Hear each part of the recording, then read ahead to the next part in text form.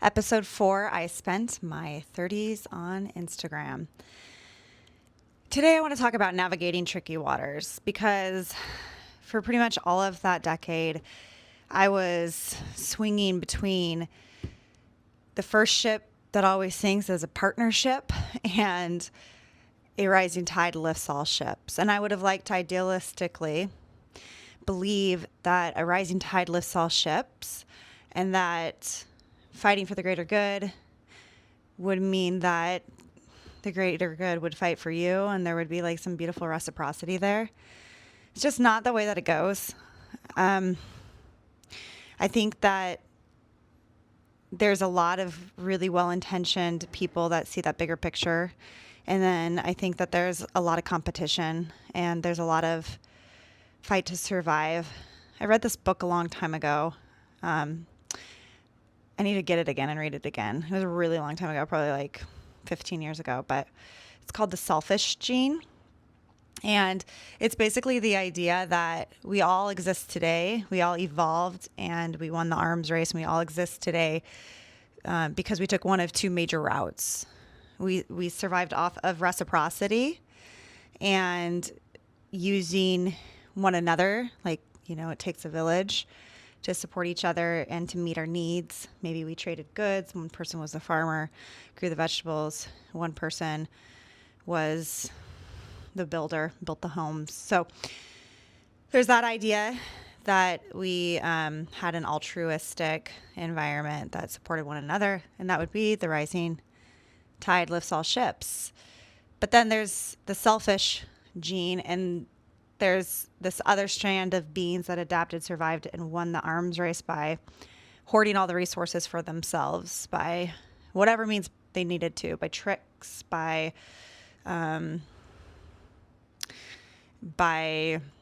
using, by abusing, whatever means it took for them to survive. They survived because they were selfish and they took the resources and they used them, and that was their means of continuing forward. So basically, the idea was that you exist today based off of one of these paths, that altruistic path or that very selfish path. And I know at this point it's multifaceted and, it's never just black and white. There's all sorts of different shades of gray. Anyways, I kind of look at my time on social media in a similar way. When it comes to business partners, when it came to friendships, when it came to even customers and the survival of my business, and ultimately the survival of that social media self and anything that was attached to it. My experience on social media over a decade of time was very similar. Now, the waters changed. They changed a lot. They're still changing. More social media platforms developed. Some of them just shifted. They're always evolving. They're always changing. The people that are on social media, that sort of evolved and changed too. Influencers or just your social media page might not actually reflect yourself or your true personality. Perhaps you have one reserved. Perhaps this is how you've grown up. Nothing different than what you portray via social media. That is a part of who you are, but then there's a real life version of you too. Because now there's an entire generation that really is running the show, and it's really a show, who have never known a different way. They have grown up with this. It's in their blood. It's in their system. So when we're like, that's not real, that's fake, to them, it's very real. And it's a segment of who they are, a segment of their personality. Just like maybe you have a certain persona when you would take on a customer service job and you check out of work, you clock out, then there's just the you off the job. So the tricky waters, they really started to get rough. It's so funny because like my son's name, we've talked about this, is Calder, which means rough waters and trickling brook. And essentially that is kind of the waters that I would navigate, depending on the time period, but sometimes it would ebb and flow between the two really consistently for years. So before we left Maui, I was in a very, probably the happiest and most stable time of my life. I had been in survival mode, hustle mode, work mode, fight mode for so long.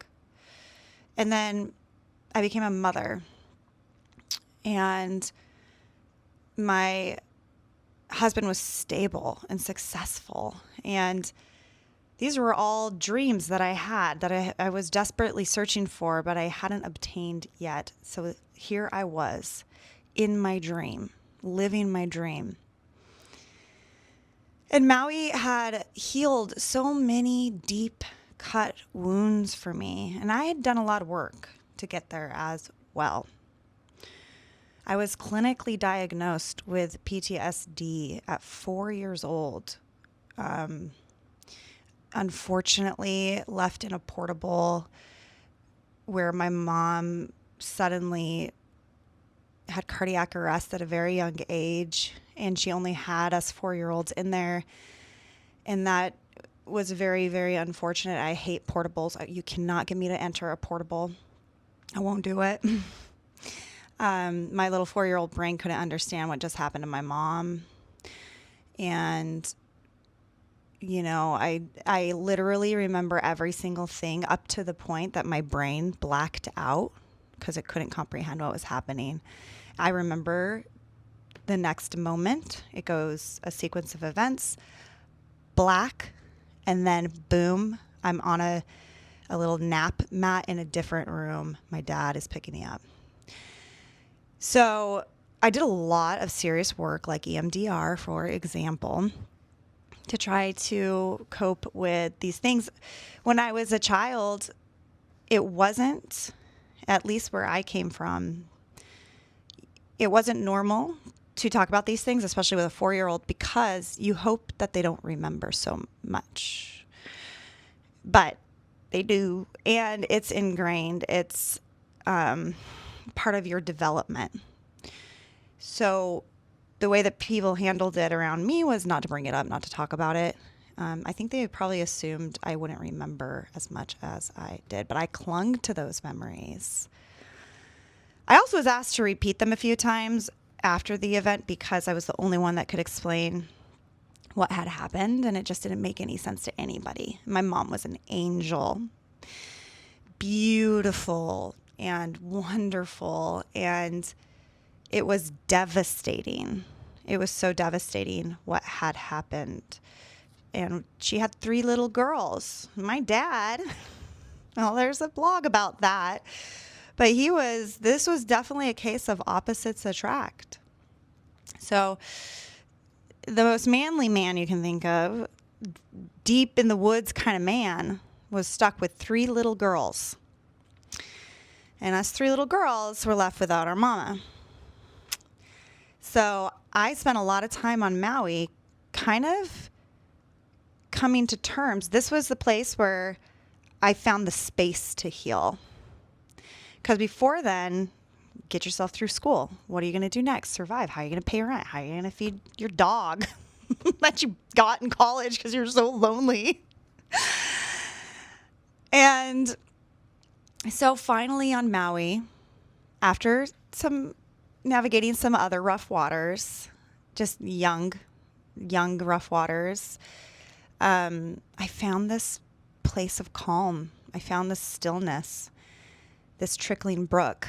And I will be honest with you, I had been dealing with panic attacks pretty consistently my entire life, but hiding them most of the time, and from most people. And this was part of not knowing how to cope with what I was going through and never having anybody kind of help me navigate that or help me heal from any of the things. They just kind of left me to my own devices because they didn't know what to do and they didn't know what to say, and everybody was hurting in their own way anyways. But I had to go through a lot of work to get past that and not realizing that that wasn't normal and that I didn't need to live like that And the poor little girl inside of me did not need to keep suffering any longer, that we could move forward, that we could process this. And so me, myself, and I, we did that. And then I entered this sort of blissful period where I got to be the mom that I loved and cherished and missed so much. I could now be that person, which I wanted more than anything. Like I said, I wanted to be a CEO and a badass mom. I never wanted to sacrifice one for the other. And I was in my bliss at this time. I had dealt with so many things. I was in such a great and healthy place. And yoga was huge for me, and healing wounds and controlling my reactions and my emotions, and sometimes feeling emotions too. Because you think that when somebody is out of control of their emotions, like when I would suffer my panic attacks, but I hid that. And what I would show people was a tough face.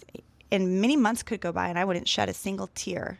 And that was kind of the problem, was me trying to be so tough, pushing people away, being very guarded, and maybe not facing things. I know it's not normal maybe to not shed a tear for 6 months, a year. I don't know. But, so my get in control of your emotions was more like, why don't you try to have some?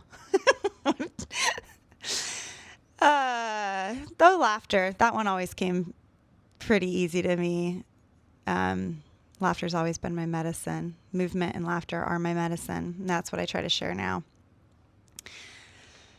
So I was in a very blissful state. We moved to Washington, and basically Washington is where I came from, where all of these things that I had to heal from came from. So moving back here was very triggering for me. And it took many years for me to kind of like move through that and process that and accept that. And I'm mostly there, but it's been hard. Again, I think when you get away and you change your life, then whether you like it or not, you come back to where you were in the thick of it, and boom, you get taken back there a little bit.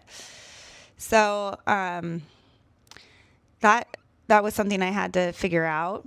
But at first I was still in a sort of a blissful place, and, my doors were open. I thought most people had good intentions, etc. And I had to learn some stuff the really hard way. This is where it comes to navigating tricky waters. I had someone I didn't know at all suddenly wanted to start a business with me, and I should have probably been a little smarter, but I'm like, oh yeah, great. Yeah, let's do this. Still in that blissful mode.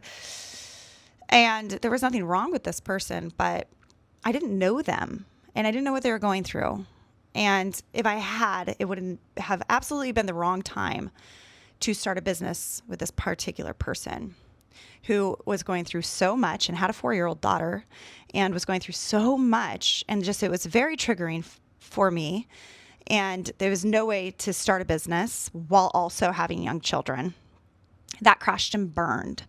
That absolutely crashed and burned. And I just tried to close that door and move forward. Started solo again, was very guarded after that experience. Didn't want to work with anybody else. Didn't want to have another partner. That was rough. Those were rough waters. And then I started to get a little bit more guarded with every experience that I had.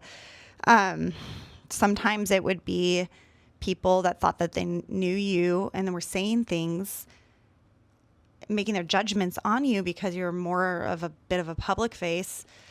And then it hurt, and you're so misread or misunderstood. And sometimes it was your own friends. And then you felt really misunderstood and like you mistrusted them. And my loyal as a dog heart broke many times over in this situation. And it was all about social media. It really was when it comes down to it. But I continued to plow forward, and I kind of took that lone wolf road, and I continued to try to build, that fashion line and that eco-ethical business. And then I would have other really eco-minded women vendors, women helping women. My big goals with the business and my things that drove me, my purposes were good for the environment, and supporting other women, helping other women. I saw that as a reflection of myself, and I wanted to help other women succeed. I wanted to help other women through tough times. I wanted to help women achieve any dream that they had. Navigating people's intentions and them navigating your intentions is really tricky waters. I felt misinterpreted many times, and I have also passed my judgment, which has put my guard up and made me quite the lone wolf many times as well. Who's right and wrong? There's probably little speckles. There's probably both. It's probably all swirling together in a big pot.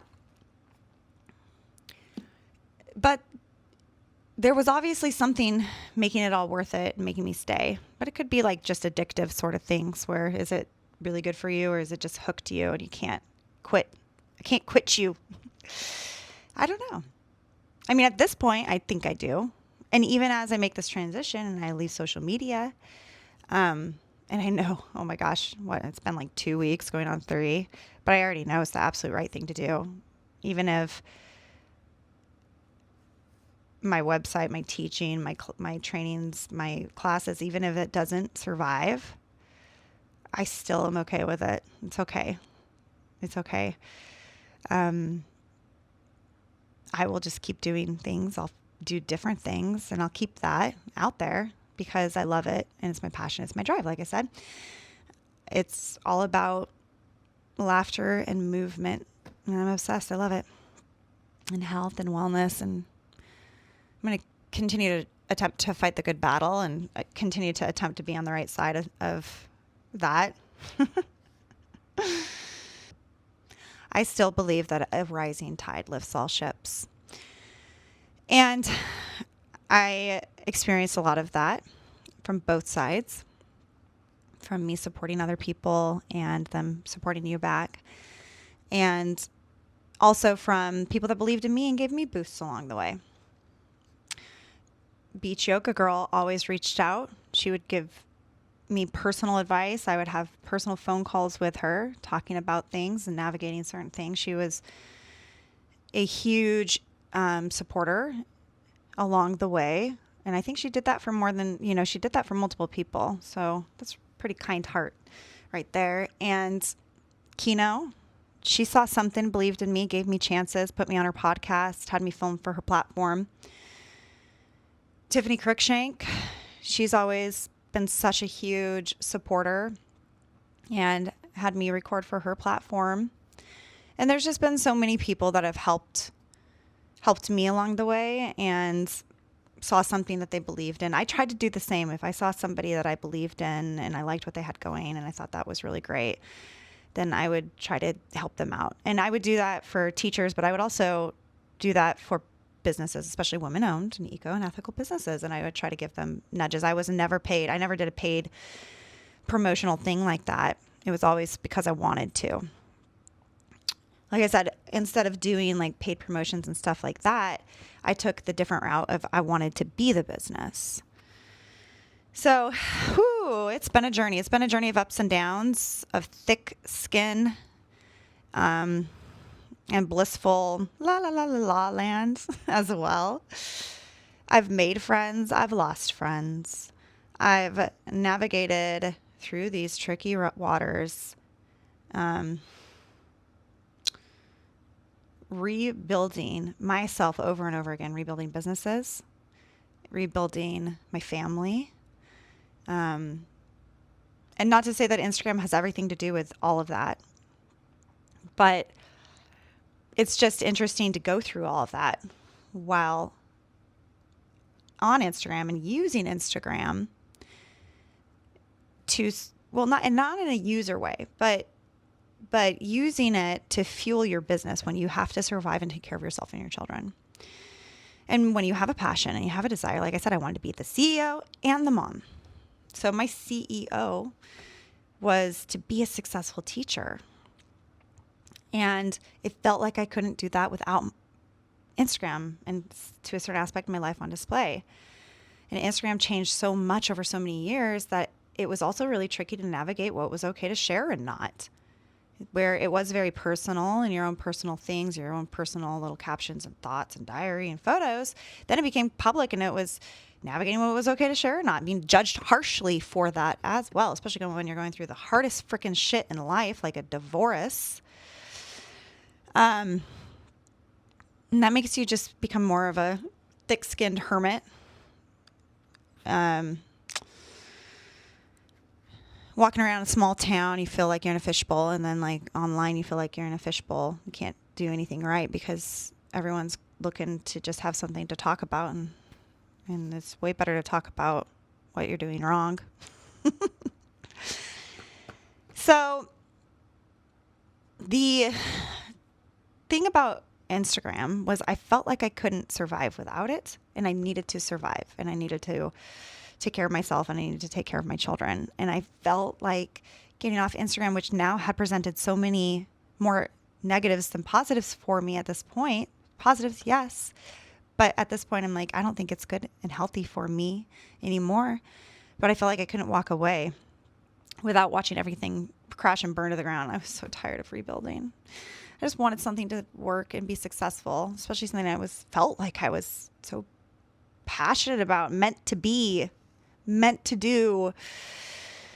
And that's kind of where I'm at right now, is knowing I'm meant to be a teacher. This is what I am passionate about. This is what I love. This is what I'm meant to do and share. Like, it came after me, as I'm like, no, social anxiety. It came after me and said, no, this is what you need to do.